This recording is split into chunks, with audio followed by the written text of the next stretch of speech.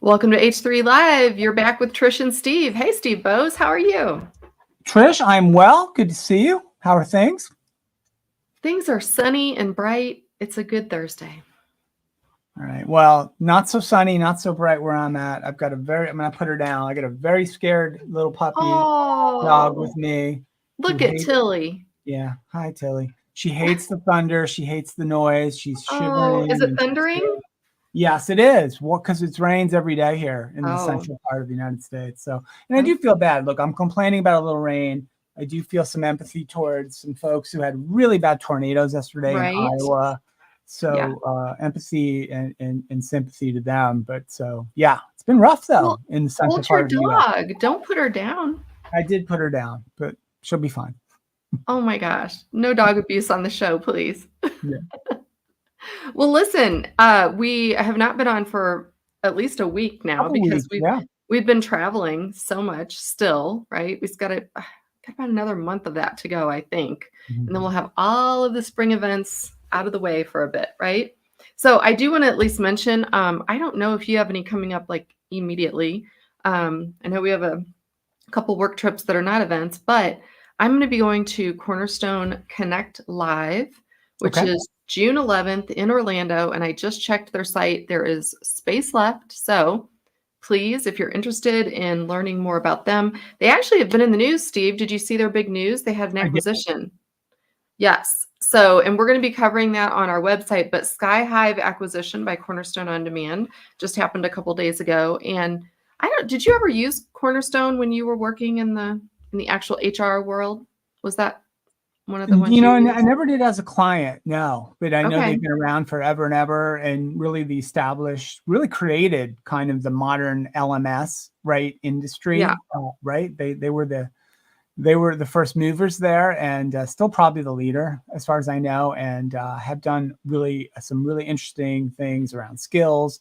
And now with the Skyhive acquisition, Mhm. really trying to incorporate more workforce planning and more talent intelligence, I think, and Right.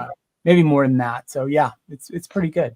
Yeah, it goes as part of their workforce agility platform, There you which go. it's interesting because you and I were just having a conversation the other day about workers need to be able to have agility in their jobs. We're doing it for an upcoming presentation. We're doing on something completely different. But yeah, I Mhm. feel like that's just on our lips at all times. I was actually a Cornerstone On Demand customer Okay.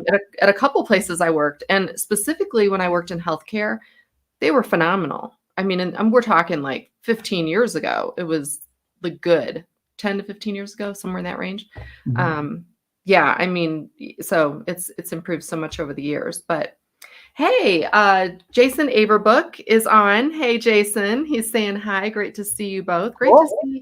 see your name pop up, Jason. Can I mention Jason really quick?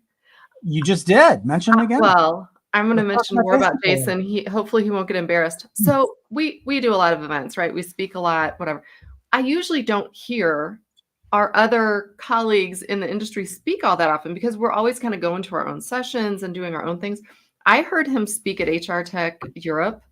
He is phenomenal. He remains He is a phenomenal. phenomenal speaker. Like I always feel like if I'm learning something, that's great. I want to do more of that. So I don't know. I may have to go back to like following Jason around when he speaks at different places. It was really good. I did Yeah, learn. he's one of my absolutely one of my favorites. Brings it every Absolutely. single time. So shout out Jason. Hope you're well. Hope to see Yeah, you soon. exactly. The other thing I wanted to talk about really quick is that we just recorded a new podcast, which is going to be out in a few days, I think, with Topaz Adizes from the Skin Deep. You see You're that? showing question. You can't see him. It's too bright. You basically, if you don't follow him, I mean, you can go to the Skin Deep. There's a book, but the whole gist of it, I'm going to summarize it really quickly, is that it's teaching us to ask better questions, and whether that's better questions for our work relationships, it could be our friendships, our romantic relationships. There's different. If you think of almost like, sort of reminds me a little bit of like Cards Against Humanity Yeah. but in a really good way, right? And he came on the show, but I first saw him on TikTok. So if you're a TikTok person and you're not following The Skin Deep, please go follow them because you'll watch kind of how these questions play out. and then you're going to get to hear him on the show in a couple days. So I had a Yeah, lot it's of really fun with cool. that. And they sent us a deck of these cards. The Coworkers Edition, Yeah. and is the name of the cards, Coworkers Edition, and they're phenomenal. I don't want to do this because we did it on the podcast, so Yeah. we won't do like a Q&A Would you session read here a on couple this cards pod. though? I know you didn't plan it. You Can know, you we just don't like, need to talk about them, but like, yeah, what's pull a couple randoms. yeah, here we go. So the questions would be like in like a team building kind of a session, or even just a session of really just trying to help your team relax and get to know each other a little better. Here's the first one I pulled. What's the greatest thing someone in our organization did that surprised you? That's a great question, and probably something no one ever talks about. Right. What do you think I'm learning these days? So I'm asking the question of you to see if you would know that. Here's another one. Okay. What's your favorite tradition we have in our organization? So Oh, there's lots. I mean, there's 200 questions in the deck, and they're along those lines, and yeah. phenomenal. Listen to the podcast, but definitely check those guys out. I had so much fun talking about those questions because we answered a couple in the context of our business, right? Yes. And yes.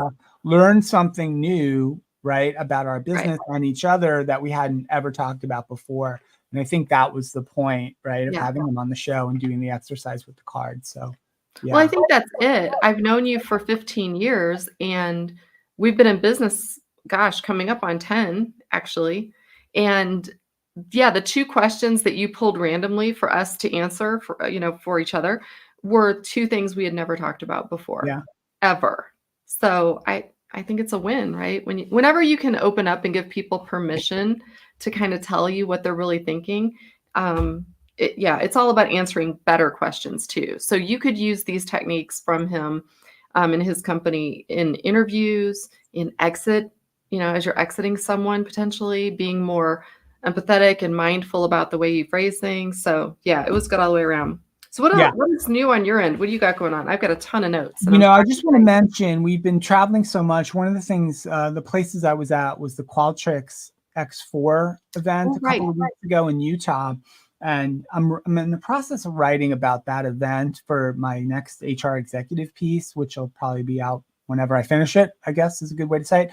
But one of the things I was looking through my notes from the event, right, to inform my piece I'm writing. And they had a panel up there. They had some big time speakers at this event, including some celebrity types, but also some, kind of titans of industry. So they did a little 2-person interview with a moderator with the CEOs of Delta Airlines, which I flew religiously for years and years, and American Express. They were together and they're long-term partners, right? Delta and American Express. One of the things that came up in that conversation, which I did write down, was for organizations who really want to succeed, and I love your thoughts on this, Trish, is the goal of the organization shouldn't be to create satisfied customers or even highly satisfied customers, right? The goal should be creating, quote unquote, I wrote this down as a quote, emotionally connected customers. And I think you could say that about employees, right? If you're thinking about in the context of what you're trying to create as an organization, as a place to work, or certainly for consumers or customers. So and really to think about that in the context of the brands you love, the companies you love, the experiences you love. Maybe you love going to the St. Louis Cardinals game. You think about what does it feel like to go to that game, or maybe the airline you like to fly, or the restaurant you like to go to, right? Or even in now, right? If you're a business leader, an HR leader, the organization and the culture you're trying to create there. So I love that was one of my big takeaways, that satisfied is not the goal. It's emotionally connected, which obviously seems much harder. Yeah, I agree. I've not heard it put quite that way, but I think it's a lot like employee engagement, right? To me, I've always said employee engagement is different than satisfaction, right? Because when you're engaged with someone, it sort of can ebb and flow as to how connected you are to that person, but you're still in sort of a committed relationship, if you will, whether that's a marriage type partnership or any other commitment. I think that the places that you frequent as a customer, it's that same way. If you frequent them, right, you're in some sort of a relationship, whether that's with their employees or the product itself. I'll give you an example just from this morning. My boyfriend's car needed to go in the shop a few days ago. He had been a loyal customer of one brand for many, many years, and they were kind of giving him the runaround for Mm. whatever reason, right? And he went to another local, smaller, privately owned, auto shop, and they treated him like gold. So, do you think you're going to go back to the one that you've been going to for a long time just because you have been? Or are you going to stick with someone where you feel that connection, right? You feel Yeah. like you matter. And I said, honestly, it's not even about your car. It's more about the relationship you have with that person. So, yeah, I think it applies in all businesses, Yeah. right? It's same with us. You can go and talk to many advisors in HR in the field, right? About There technology. are other ones? I can't believe There are that. other ones.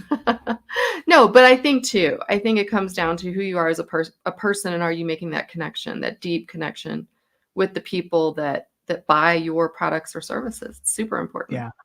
I So heard, that you know what?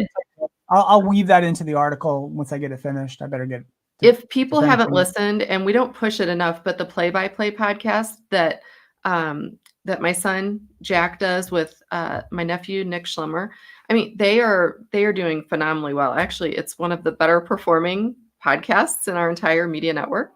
Mm. I know everyone's interested in Gen Z, but no, you were gracious enough to take Jack with you, and then Nick and Jack do a whole show that just went live a couple days ago about Qualtrics in general and the event and some of the things that Yeah, we're they did seeing a and good heard. job. I did listen to the podcast. The, Yeah. the boys did a good job talking about the event, and I was super impressed with it. And again, I'm writing about it Mhm. for HRE. Really underrated kind of company, I think, in the HR space. Certainly Yeah. not underrated in the tech space, and what they do on the customer Oh, right. experience side and on the surveying and research side is very, very well known. I think Mhm. super underrated. The brands that they're working with, the size and scope of their platform, and the results that organizations are seeing via partnering with them. Yeah. So I'll write about them this week, and we'll share that out too. So thanks to Qualtrics for having us out there. It was fun. Good. Good. Hey, I want to end on a fun note. All right. Um, do you want to guess? This just came out recently. Guess what is the highest ranked or best place to live in the United States right now?